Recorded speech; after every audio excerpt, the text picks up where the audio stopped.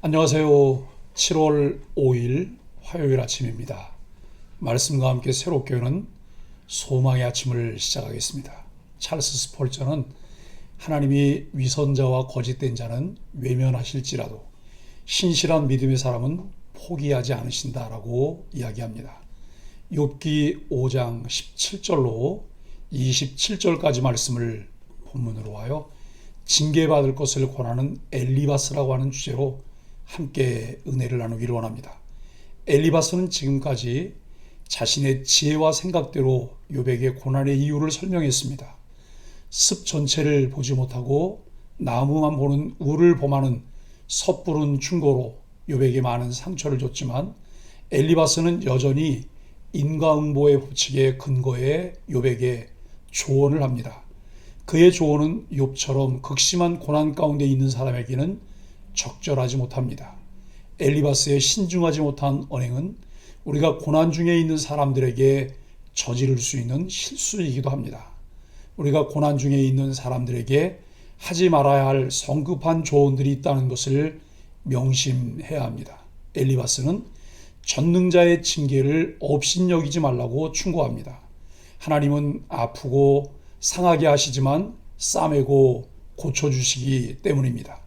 징계를 달게 받는 자는 환난과 기근과 전쟁에서 구원받고 장막의 평안함을 누리며 재산에 손실이 없고 자손의 수가 많아지며 장수하는 복을 받는다고 말합니다. 엘리바스는 지금 욥이 고난을 받는 것은 욥을 향한 하나님의 징계라고 말합니다. 그러나 하나님께 징계를 받는 것이 복이라고 말합니다. 전능자의 징계는 단지 고통을 주기 위한 심판 자체에 초점이 맞춰져 있지 않기 때문입니다. 하나님이 징계하시는 목적은 교육적인 것으로 죄인을 돌이키게 하기 위함입니다. 지금이라도 욥이 자신의 잘못을 인정하고 하나님께 회개한다면 하나님은 욥을 받아주시고 지켜주실 것이라고 엘리바스는 말합니다. 하나님은 은혜와 자비가 충만하신 분이기에 징계를 내리시기도 하지만 직접 치유하시고 회복시키시는 분이십니다. 엘리바스는 이러한 하나님의 모습을 욥에게 설명합니다만 엘리바스는 욥이 겪는 고난의 이유를 전혀 이해하지 못한 자의 충고입니다. 사람들 중에는 분위기를 밝게 바꾸는 사람이 있고 반대로 분위기를 어둡게 만드는 사람이 있습니다. 어떤 사람과 함께 있으면 모두가 즐거워하고 흥이 나지만 어떤 사람과 함께 있으면 오히려 의욕이 떨어지고 낙심하게 됩니다. 엘리바스는 바로 후자의 사람입니다. 17절로 22절은 징계받은 자를 말하고 있습니다. 엘리바스는 하나님과 올바른 관계를 회복하도록 하나님이 징계로 경책하신다고 말합니다. 하나님은 아프게 하시다가 싸매시며 고치시는 분이기 때문이라고 18절에서 말씀합니다. 엘리바스는 하나님이 이 고난을 거두어 가실 것이기에 욥이 참고 견뎌야 한다고 말합니다.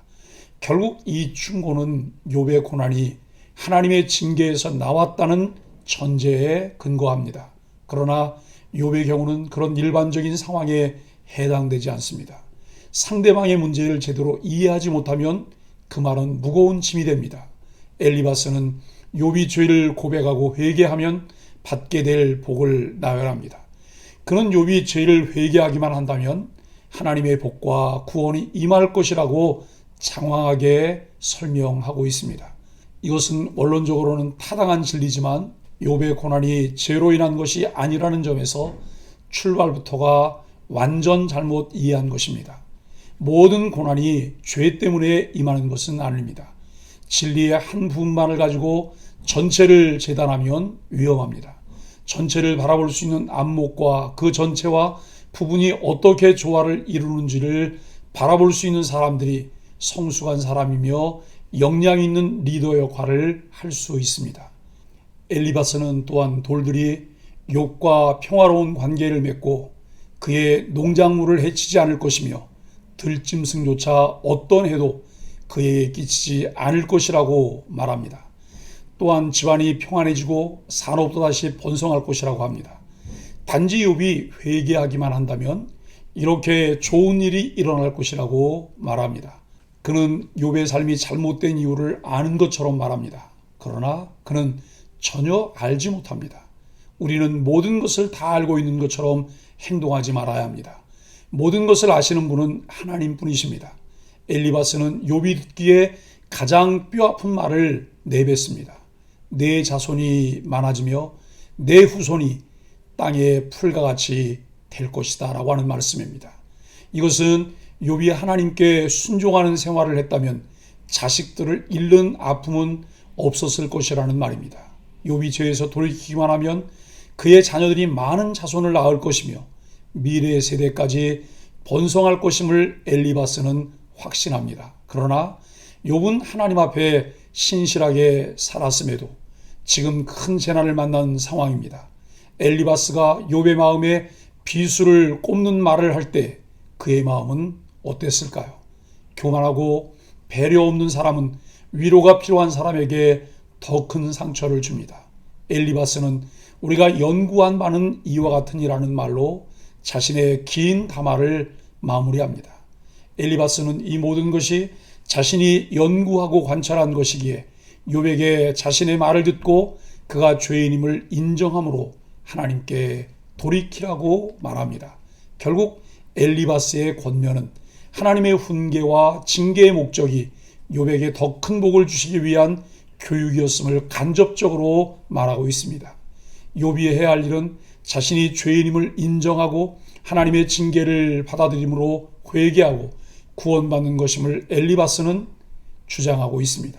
이런 하나님의 징계 목적과 관련해서는 32장에서 37장의 엘리후에 의해 더욱 확장 발전됩니다. 엘리바스의 주장을 정리해보면 이런 전제가 깔려 있습니다. 첫째, 인간은 연약함으로 인해 죄에 노출되어 고통받을 수 있다. 자신의 연약함을 인정하라. 둘째, 하나님에 의해 보증된 행위화복의 원리를 신뢰해야 한다. 셋째, 고난을 성수의 기회로 받아들여야 한다. 넷째, 따라서 하나님께로 돌이켜야 한다는 말씀입니다. 사랑하는 소망의 가족 여러분, 엘리바스는 이러한 교훈을 통해 욥을 설득하려고 했습니다. 이러한 가르침은 엘리바스와 친구들, 더 넓게는 지혜자들이 연구한 것이기에 틀림없다고 확언합니다. 욥기의 내용을 처음부터 묵상한 분들이라면 엘리바스가 어떤 실수를 하고 있는지 알 수 있습니다. 그런데 우리는 교회 공동체 안에서 엘리바스의 이러한 실수를 볼 수 있는 것이 안타까움을 더해줍니다.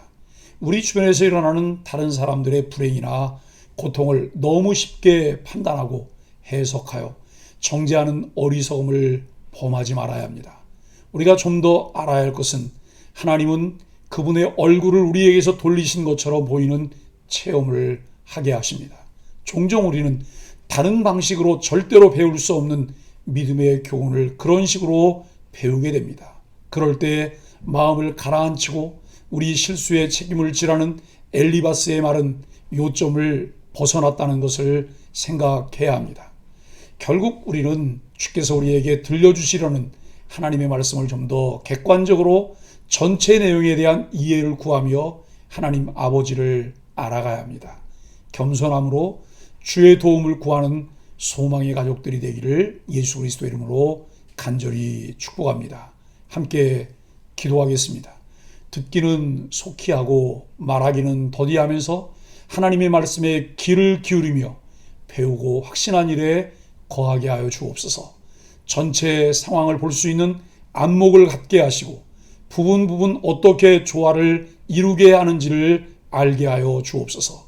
내 판단에 따라 정죄하지 않게 하시고 상대의 아픔을 긍휼히 여기며 기도하게 하여 주옵소서. 예수님의 이름으로 간절히 기도합니다. 아멘.